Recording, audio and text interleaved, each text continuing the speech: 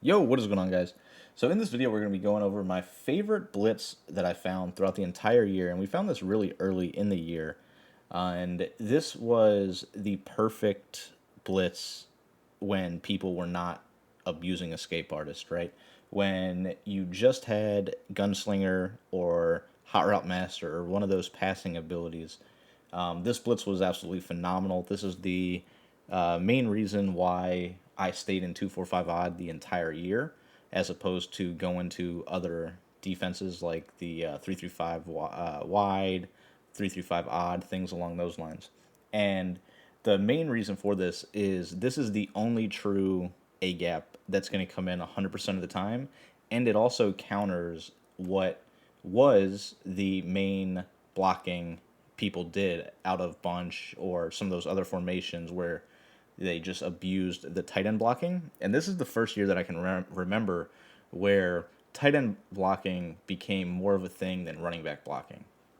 So with the entire community basically utilizing tight end blocking or tight end delay fades early on, we saw a lot more of the running back out on routes, and that's where this blitz kind of came in. So this blitz does have a couple different setups to it. We have a setup that is mainly for if they block the running back. We also have one that is mainly for if they block the tight end. So we can, counter our opponents perfectly. But overall, this is the blitz that I had not only the most success with, but also had the most fun with because it, for whatever reason, never picked up in the tournament community. You would see it a couple times here and there on the Mutthead streams, but outside of that, it never got leaked to YouTube that I'm aware of. It never really got leaked anywhere, which was honestly very surprising. So, with that being said, hopefully you guys enjoy it, and we'll catch you in the next video. All right, so now that we've talked about the block running back, what do we do when our opponent starts blocking their tight end? And that's really where this becomes a scheme as opposed to one particular blitz. And the key to this is all we need to do is really blitz this right slot corner, right? So if we blitz him, now if they were to block the tight end, you'll see that we're still going to get that A gap coming directly up the middle, right? So with a block tight end, we can still get the A gap pressure. The difference is who we blitz, right? So if they block the running back, we blitz this player right here. If they block the tight end, we want to blitz this player right here, right? Now you can move them out, doesn't matter either way, right? So you could set it up like that and just mix up which one you're sending. But you'll notice that if you were to go ahead and say the tight end did go out on a route and the running back stayed in and blocked, but you blitzed the guy on the right, right? So this is their play art for whatever reason. You're sending the pressure from the right thinking that you are going to have the tight end blocked. You'll notice that the running back can now simply pick up the guy coming in free, right? So overall in the scheme, it's important to pick up on your opponent's tendencies because yes, we can get the pressure in if we guess correctly between the running back and the tight end. So once again, tight end blocks, we simply just blitz that slot corner. Now, if they block him, right, they block the tight end, we guess correctly, you'll see we're going to get the guy coming up the A gap every single time. Very quick, very easy pressure.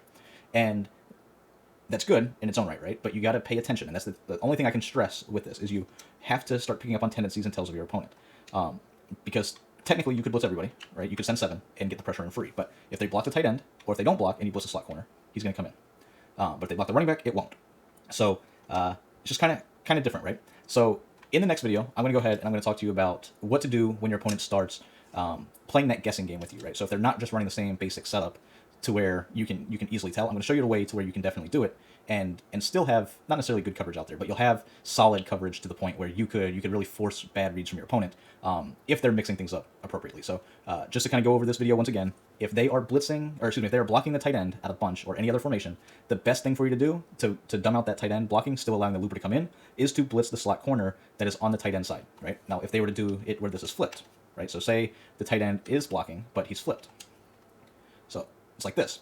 Well, the same rules apply. So you would just want to blitz this guy right here and move him out, right? So you just move him out. Now, if they block that tight end, you're still going to get the looper in because we're blitzing on the side of the extra blocker. So hopefully that makes sense to you guys. In the next video, I'll show you how you can eliminate that, that guessing game to where your pressure is going to come in every single time. And we'll get to that, like I said, next video. All right, guys, so let's go ahead and dive into what my mindset is when my opponent is doing a good job of mixing up who they're blocking, right? We've already talked about how to get the pressure in when they are blocking the running back and when they're blocking the tight end. But when they mix up who they're sending out on the route and who they're blocking, it can be tricky for us defensively. And there's going to be situations throughout the course of the game where you don't want to play that chess match with your opponent. So how can you guarantee your pressure comes in and doing so without blitzing both? So let's go ahead and take a quick look at it. I've already talked about this briefly, but I want to walk you through it again. So if they are going ahead and doing a good job of mixing it up, the only way to really guarantee that your pressure is going to come in, take this player right here, main him up on the running back. The slot corner that is on the right, you're going to blitz him. So your coverage shell, by default, looks like this, which is not ideal, right? You have no ability to guard the flats. You have no ability to basically guard, honestly, very much. So what I like to do when I'm sending this look right here, to where I'm tired of playing the guessing game with my opponent, I like to go ahead and turn the bunch side into a cover 2. Now, you might be thinking, well, what if they flip, right? Because if they were going to flip on us, then the bunch side would be over here where my user is. I would just honestly switch up what I'm doing, right? So I would put him in the deep half, him in the cover 2, and now my user would be right here. Right, so that's all I'm doing right here. Now, you would have to put that guy back into the flat, or excuse me, the deep zone if they were to flip the bunch. But as I mentioned, the general coverage shell that I like to do looks like this. Right? This is the general coverage shell I like to do when I want my pressure to come in and I don't care which guy they're blocking. So in this example, I'm just going to block the tight end. We'll leave the running back out on a route. And as you'll see, Looper's going to come in, and I'm looking to instantly take away the first thing that crosses the middle of the field, because from a defensive mindset standpoint, I know the pressure's coming in, regardless of what they do. So if I take away what their first initial read is, more times than not, they're sacked. If in the worst case scenario, they're throwing a very rushed read, and they don't know the coverage shell that I have behind this look. So if I bite down very hard to take away whatever's coming across that middle of the field, it's going to be very difficult for my opponent to find an easy read prior to being sacked, even with Gunslinger. So that's the mindset, right? So once again, right, we're going to take this outside guy, we're going to man him up on the running back. Now, anytime you man him up, you do want to move him out just a little bit, right? It doesn't have to be on the line of scrimmage. You could move him back a little bit. Basically, you just need the running back to look at this player, and he'll do so by manning him up. Now, you do want to blitz the guy on the tight end side, right? So it'll look like this. I'm, in this case, turning the bunch side into a cover 2. This is my base adjustment. There will be times where I will put the player right here into an inside quarter, and then I will outside quarter the side over here, right? So if I think they're going to throw a corner out or try to do something crazy like that, I'll put him into a outside quarter, him into an inside quarter. If I think that they're going to try to throw like a quick streak up the middle of the field, it'll look like that, right? But for the most part, we're looking with this coverage shell right here. And if they were to go ahead and block the running back, as you'll see, we can get the guy to come up the A-gap. If the rare case where the running back does bite over and actually play it, in time, you'll see that the guy that was made up to the running back will come up and get the sack. So that is the base if I'm playing that guessing game, right? If I'm tired of playing that guessing game, but I still want to have a little bit better coverage out there, that is what I go to.